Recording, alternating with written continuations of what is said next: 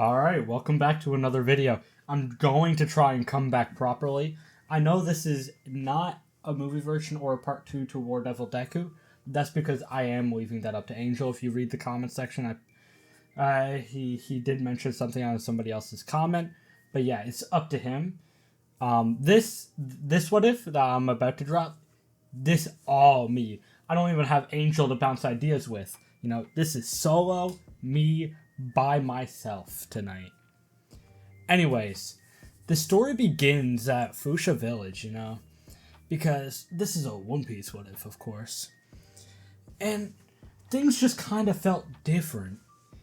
And it's not really because of, Shanks pulling up or anything, but there's just this, strange aura coming off of Luffy. The way he smiles, the way he seems even more childish than he should be, but he always feels even more mature than he should be at the same time, which has a very strange and contradicting contrast with each other, and it throws people off, not in a weird way, but it just confuses them.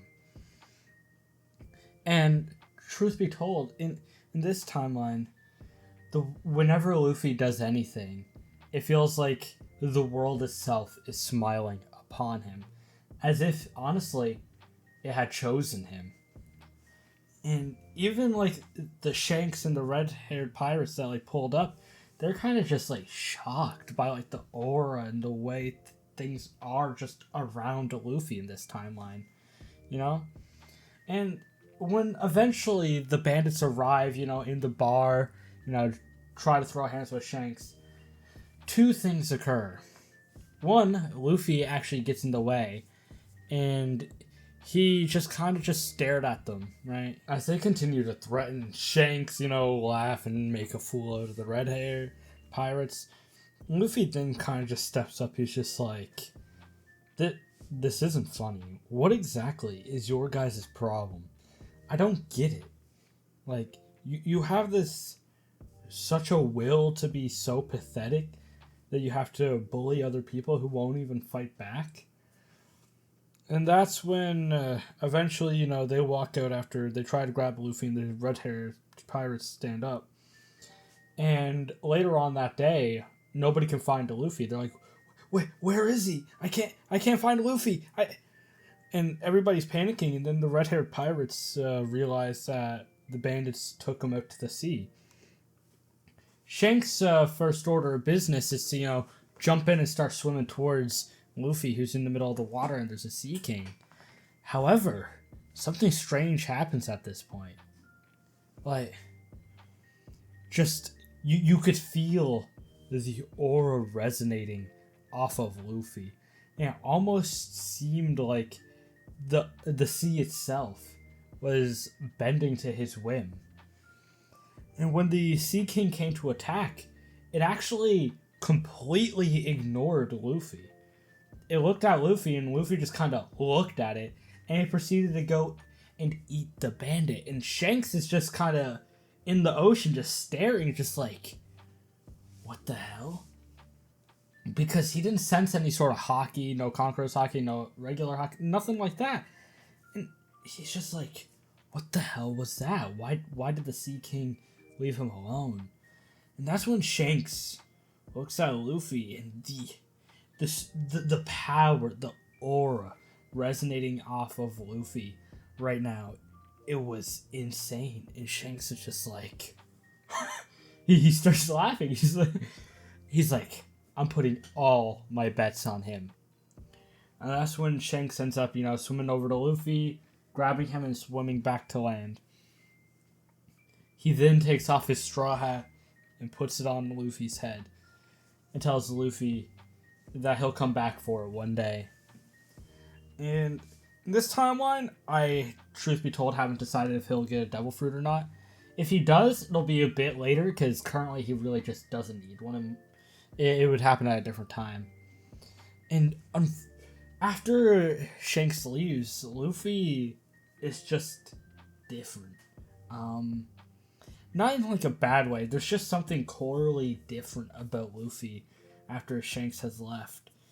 that like all the villagers are sitting there and they're like, what is with Luffy? They just don't get him because his personality already was considered contradictory, right? And just being shocked on how it was, it was just insane.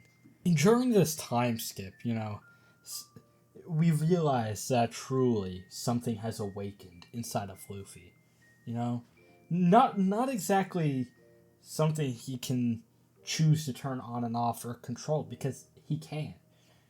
What you realize is the world, the seas, everything loves Luffy. And it's strange to see. Animals love Luffy, people love Luffy, even the sea tends to move to his whim. And it's just a shocking thing to have seen.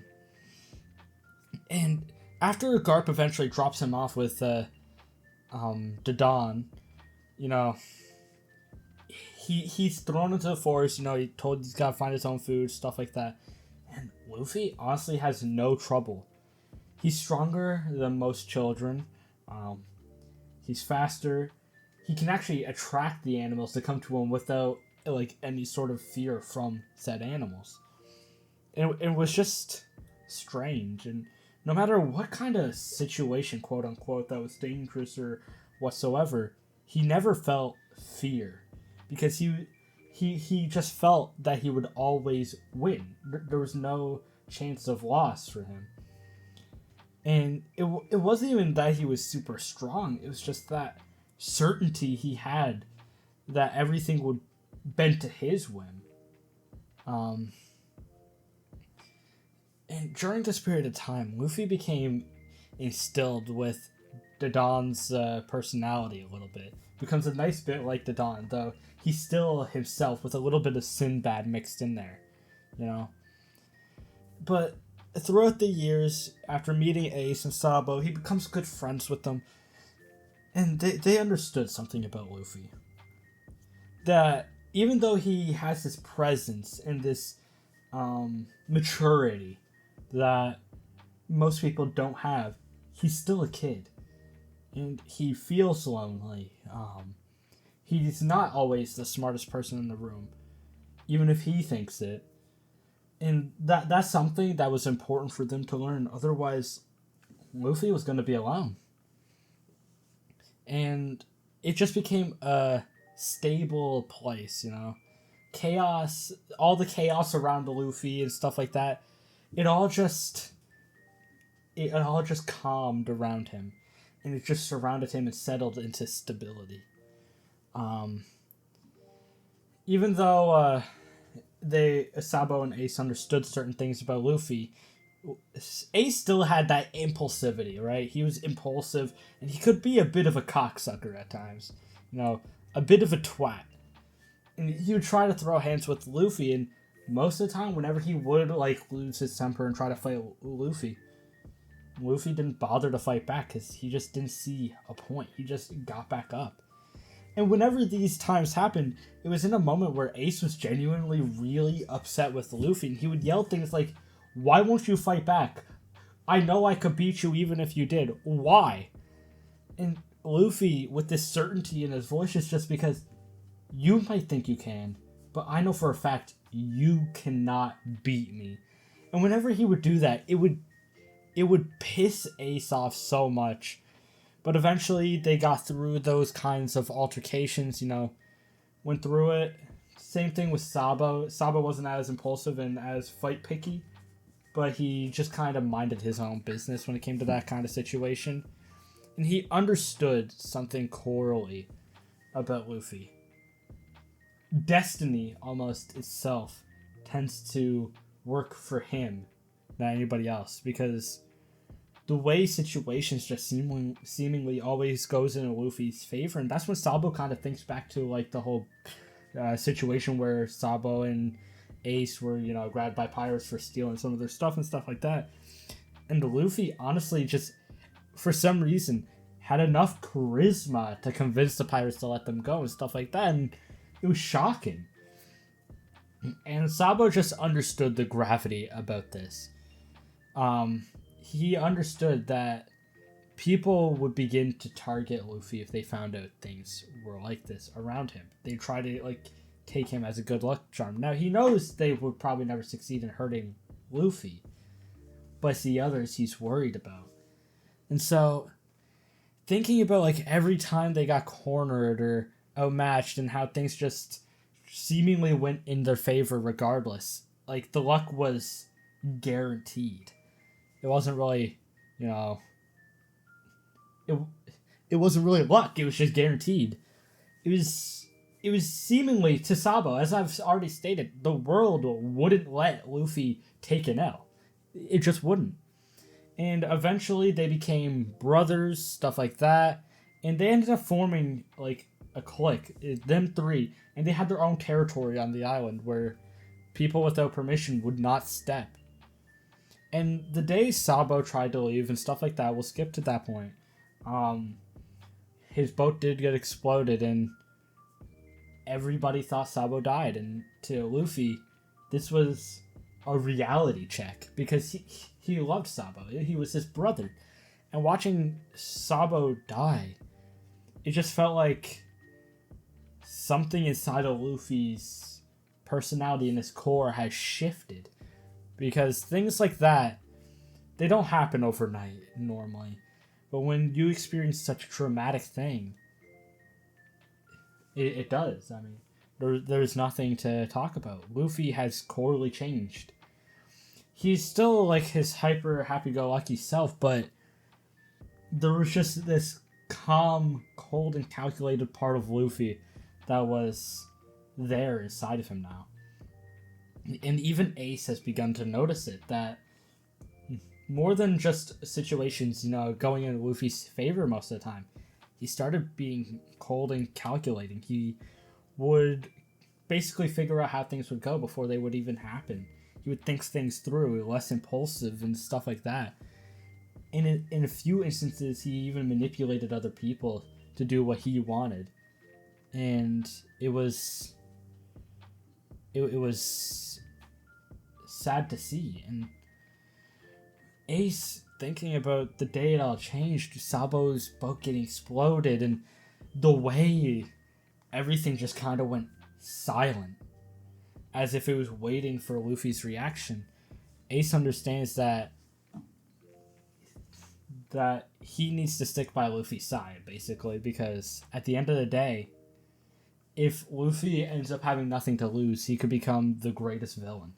And for like a 15-year-old Ace, or a 16-year-old Ace at this point, he's just like, I see, so leaving him by himself, I don't know if that will work out.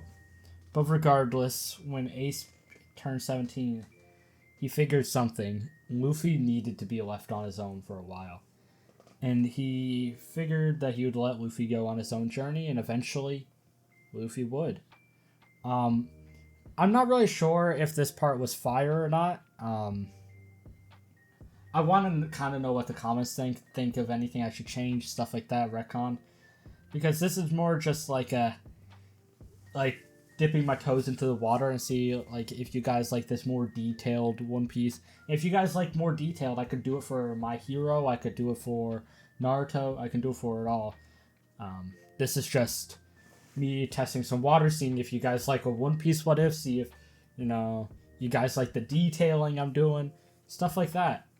I know it's a bit of a shorter what if part, but if you guys want to see part 2, make sure to leave a like, leave a comment, do all that shenanigans, hype up the video, give me views.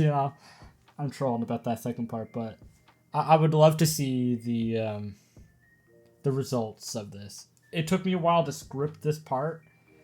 I had to think very deeply about some ideas I wanted to do, because the 2 previous attempts I've done for Sinbad Luffy were just the same thing, and I wanted to switch it up.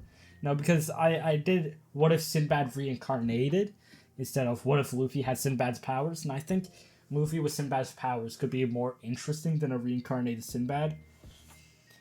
But yeah, if you guys do like this part, I'm just going to drop it tonight anyway, but if you guys like it, let me know, and I'll drop a part 2. Anyways, I guess that's it for me. I love you all. See ya.